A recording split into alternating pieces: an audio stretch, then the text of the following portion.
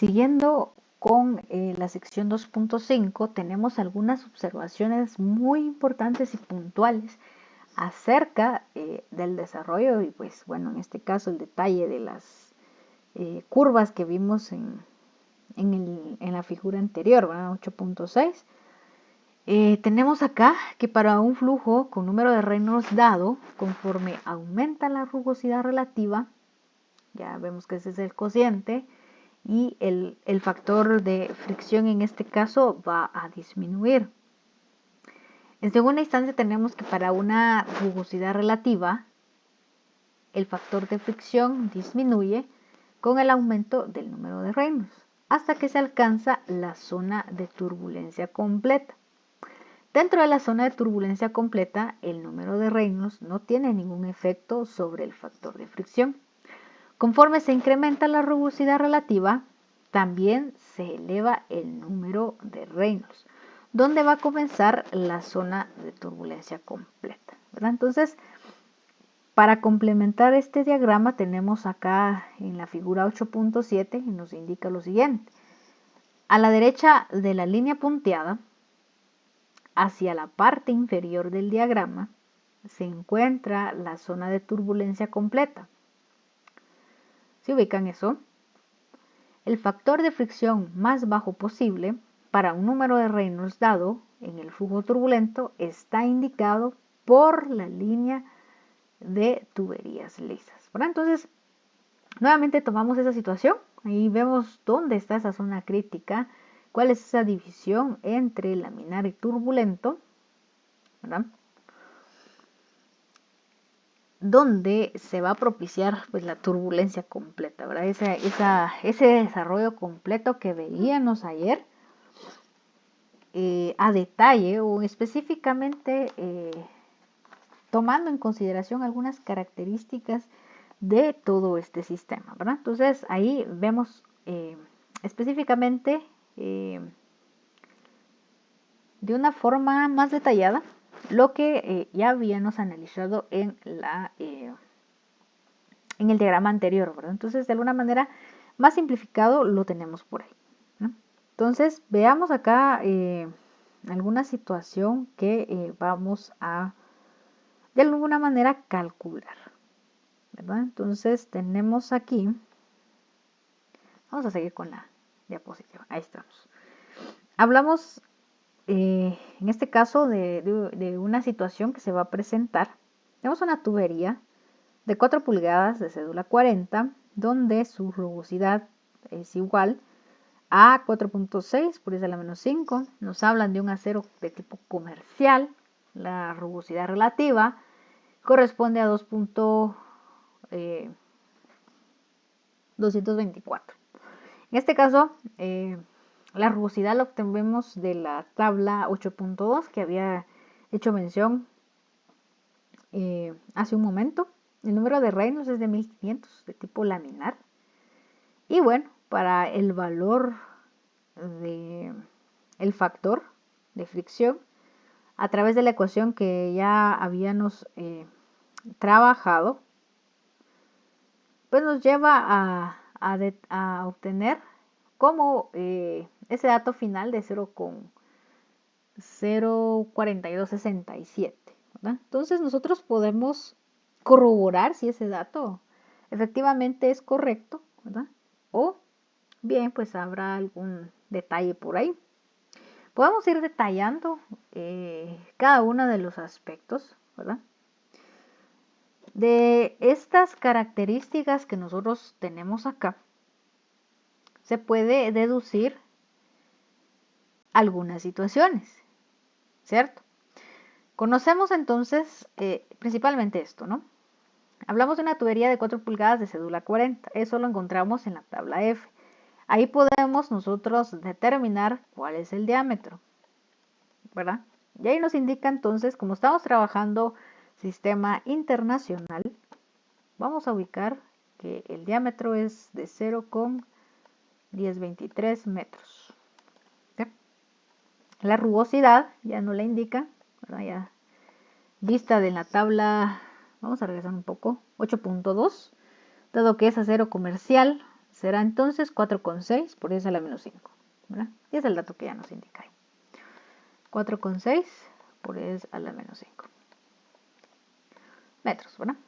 Ahí estamos. Con eso podemos nosotros determinar la rugosidad relativa, ¿verdad? Que es ese cociente o la relación entre el cociente. 0,1023 sobre 4,6 por 10 a la menos 5. Ustedes pueden realizar ese cálculo y me pueden indicar, ¿verdad? O pueden indicar ahí en su área de trabajo cuánto es que obtienen a través de esta situación, ¿verdad? Será 2224, ¿verdad? Y ese es específicamente el dato que vemos acá. Ahora bien, si nosotros queremos encontrar el factor de fricción, y dado que acá nos indica que es de tipo laminar, usamos la expresión 64 dividido el número de Reynolds. Esto es igual entonces a ¿cuánto? El número de Reynolds nos dice que son 1500. Entonces el factor de fricción nos dice que obtenemos acá. Bueno, este dato lo he obtenido yo. Ustedes podrán corroborar el procedimiento, ¿no? E indicar cuánto es ese valor. En este caso 0,4267, el mismo dato que obtuvimos en la tabla o que nos indica la tabla, ¿verdad? Entonces, esta aplicación sencilla es para afianzar los conceptos que se han visto hasta el momento, ¿verdad? Y que se están estudiando hasta el momento. Vamos a ver ahora sí una aplicación ya que nos involucra todas las variables que hemos visto hasta el momento.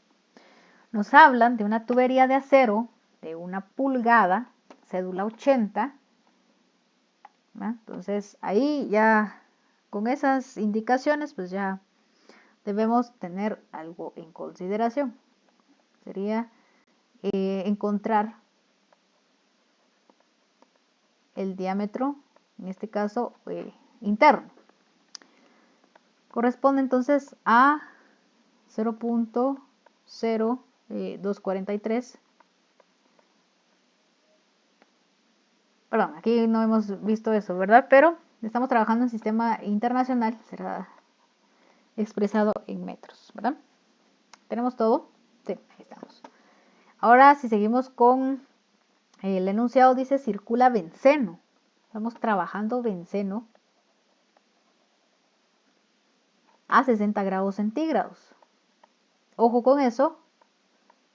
El tipo de tabla que vamos a utilizar no será la tabla B, ¿verdad? Donde tenemos los diferentes líquidos, sino que ya nos habla de una temperatura. Por tanto, la tabla B no será factible en este caso, sino que vamos a ubicarnos en la tabla donde nosotros tenemos esas curvas de los diferentes aceites a diferentes temperaturas y que nos dan el dato correcto en relación a la viscosidad dinámica, ¿verdad?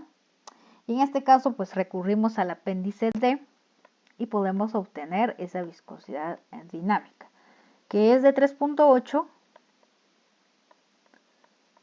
por 10 a la menos 4 pascales por segundo, ¿verdad? Ahí estamos, ya tenemos todos los datos. Seguimos leyendo el enunciado, nos dice que pues este benceno circula a una razón, es decir, un caudal de 20 litros por minuto.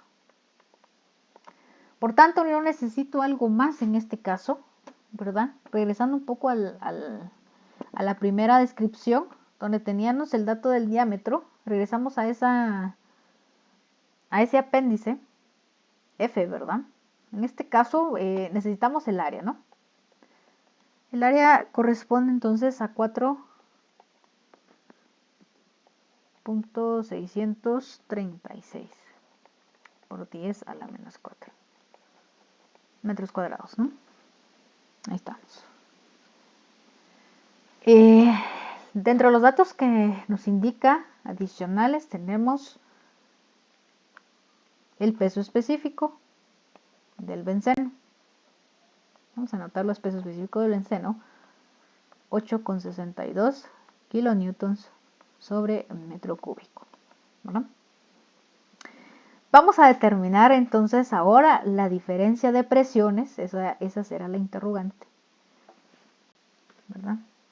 El punto 1, el punto 2 será entonces nuestra principal interrogante a solventar. Entre dos puntos separados 100 metros, si la tubería se encuentra en una posición horizontal, ¿verdad? Voy a graficar o esquematizar esa situación que nos indica. Bueno, ahora tendríamos entonces esa tubería de tipo horizontal, nos dice, ¿verdad? Entonces tenemos dos puntos ahí de análisis en específico, ¿verdad? Que sería el punto 1 y el punto 2. Bueno, tenemos nuestro nivel de referencia, que es exactamente el mismo en ambos puntos, ¿verdad? Que es de tipo horizontal. Bueno, vamos a plantear nuestra ecuación de energía para ir viendo todas las variables que tenemos y cuáles de ellas nosotros podemos cancelar, ¿verdad? En el proceso. Vamos a ver esa situación. Tenemos presión dividido peso específico más el nivel de referencia más la velocidad o la rapidez en el punto 1 dividido 2 veces la gravedad. Y aquí tenemos algunos valores que analizamos en su momento, ¿verdad? Que corresponden a más el valor que se agregaba, ¿verdad? O la energía que se agrega al fluido, menos la energía que se remueve del fluido, menos la pérdida por la fricción. Y todo esto es igual a la presión en el punto 2, peso específico, el nivel de referencia 2, velocidad en el punto 2, todo esto dividido 2 veces la gravedad, ¿verdad? Vamos a analizar acá, de alguna manera vamos a simplificar nuestra ecuación y dejar solo esas variables que finalmente vamos a utilizar. Los niveles de referencia son exactamente los mismos porque es de tipo horizontal, por tanto se cancelan. Pues la velocidad, el régimen de velocidad será exactamente el mismo. Acá sabemos que dentro del análisis pues no hay una energía que se agregue, tampoco hay una energía que se remueva. Por tanto, nos ha quedado esta expresión. Finalmente, esto es lo que vamos a analizar y que justamente llega a ese punto que queremos encontrar. Las diferencias de presiones, vamos a escribirlas de una vez, dividido el peso específico, será igual, bueno, sí, vamos a despejarlo directamente de una vez. Esta presión la pasamos al otro extremo y esto lo despejamos. Esto es igual a la pérdida por fricción, donde finalmente esta será nuestra ecuación que vamos a determinar. Será la pérdida por fricción multiplicada por el peso específico, que ya no lo indica, ¿verdad? A simple vista podemos sustituir este valor en la ecuación. Ahora lo único que nos quedará por determinar será esa pérdida por energía, esa pérdida por fricción. Entonces procedamos a calcular esa situación, ¿verdad? Vamos a continuar acá. Bueno, todas las consideraciones que nosotros tomamos en cuenta para poder de alguna manera simplificar esta situación. Vamos a empezar a analizar. Ahora, recordemos qué variables nos involucra o pues necesitamos de la ecuación. Voy a identificar esta como la ecuación 1, donde pues finalmente vamos a dar esa respuesta final que nosotros queremos hallar, ¿no? Bueno, acá retomamos nuestra ecuación de pérdida por fricción y esta es igual al factor fricción multiplicada por la longitud dividido el diámetro por la velocidad al cuadrado dividido 2 veces la gravedad. Entonces, de todos los datos que tenemos ahí, ¿qué nos hace falta?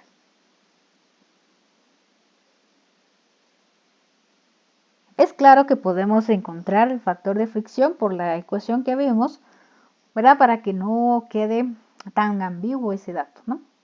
Donde nos involucra el logaritmo natural.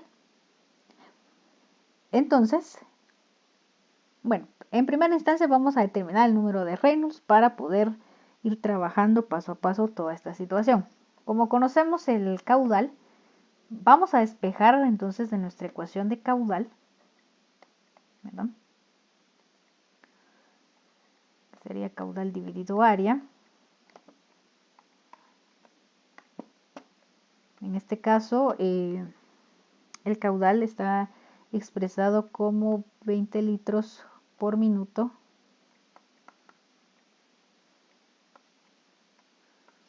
Esta expresión habrá que convertirla, ¿verdad? Metro cúbico, perdón, no sé por qué no escribe esto. Un metro cúbico dividido mililitros.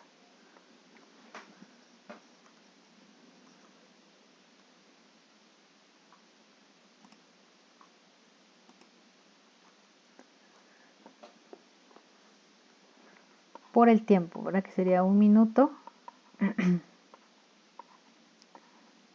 60 segundos, ¿no? Y todo esto dividido el área, ¿verdad? Que es el dato que encontramos también ahí, 636 sería en este caso.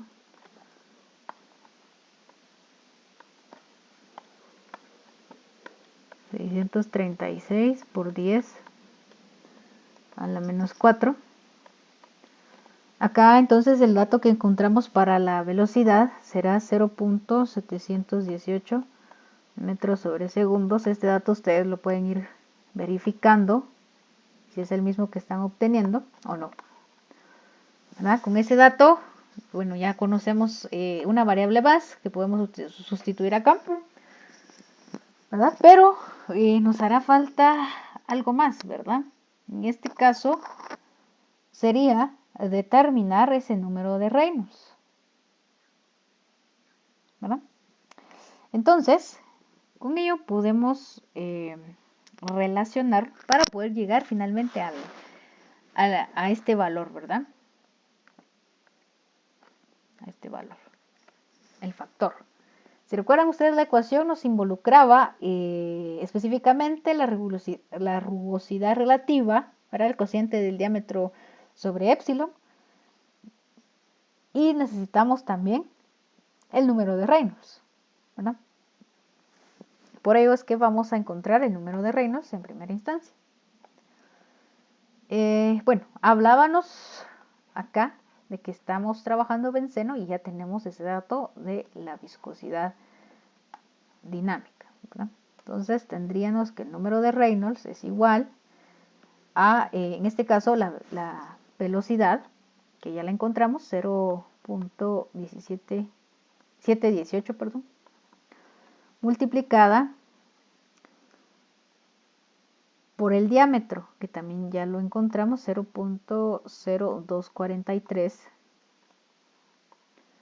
multiplicada por, en este caso, la densidad. Pero ojo ahí, nosotros conocemos el peso específico del benceno, que es 8,62. Y lo que necesitamos entonces es la densidad, ¿no? Bueno, déjamelo acá. Necesito yo la densidad, será el peso específico dividido la gravedad. 8,62 kilonewtons dividido 9.81. Eso me genera un valor de 878.6, ¿verdad? Ahora sí, entonces ese dato sí ya lo puedo trasladar a mi expresión que tengo aquí, 878,6. Todo esto dividido la viscosidad dinámica, 3.8 por 10 a la menos 4. Determinan entonces cuánto es el número de Reynolds, que me ha generado un valor de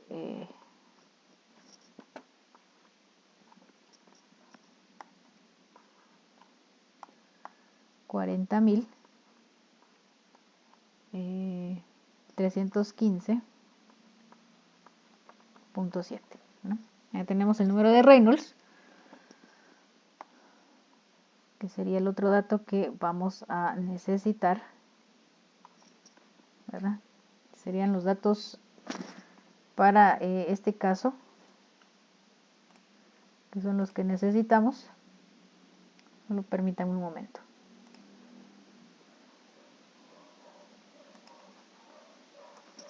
Vamos a ver si no se sigue pausando esto, ¿verdad? Bueno, entonces ahí ya tenemos eso. La rugosidad relativa ya la podemos determinar.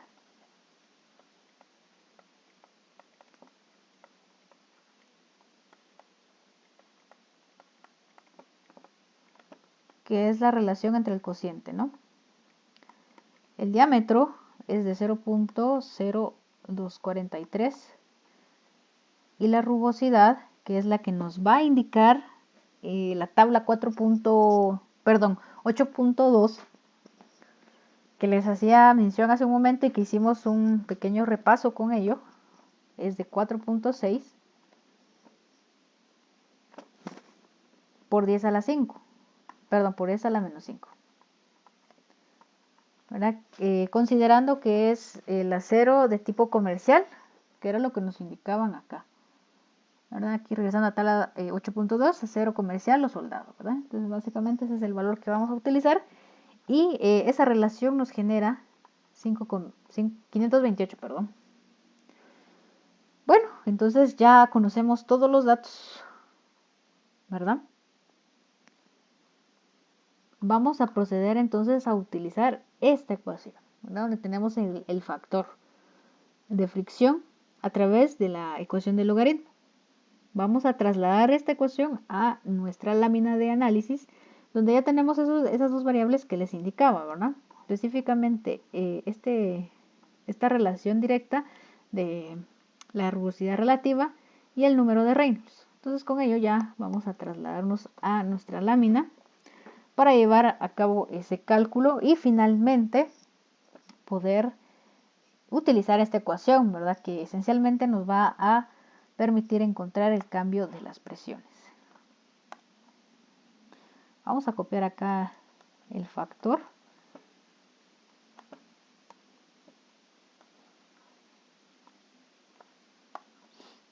Será 0,25. Todo esto dividido logaritmo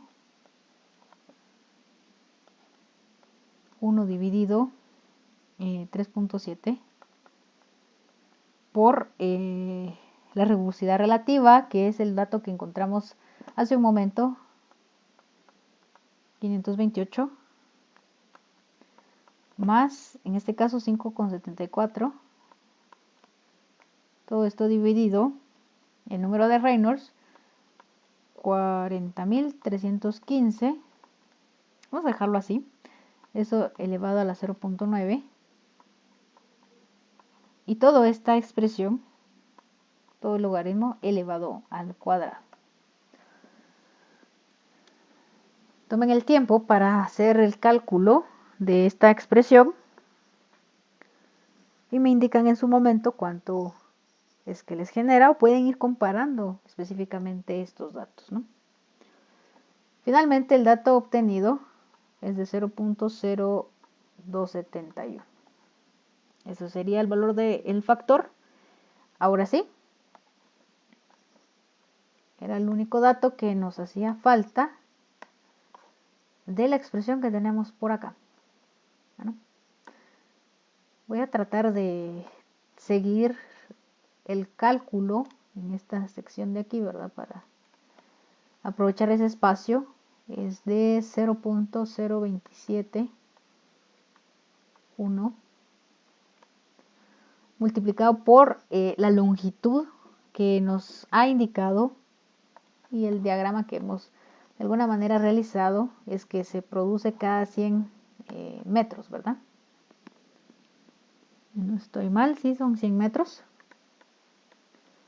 dividido el diámetro, que es 0.0243, por la velocidad, corresponde a 0.718, dividido 2 veces la gravedad, 2 por 9.81. Entonces, esa pérdida por fricción me ha quedado como 2.94 metros. Ahora sí, siguiendo en este caso, pues a nuestra ecuación 1 que hemos denotado acá, vamos a sustituir ese dato, 2,94 multiplicado por el peso específico del benceno, ya nos lo indicaban, de 862 kilonewtons. Entonces finalmente el cambio de presiones, presión 1 menos presión 2, esto será igual a la siguiente expresión. He obtenido entonces como resultado final 25.34, perdón, no sé por qué acá no marca esto, 34 kilopascales, ¿verdad? Y entonces esta será la respuesta final a este enunciado, y era lo que específicamente nos solicitaba, ¿no? Determinar cuál era la diferencia de presiones que se producía en esos dos puntos en específico. Bajo las consideraciones que nos indican, hemos obtenido que será 25,34 kilopascales lo que se va a generar como esa diferencia de presión entre los dos puntos.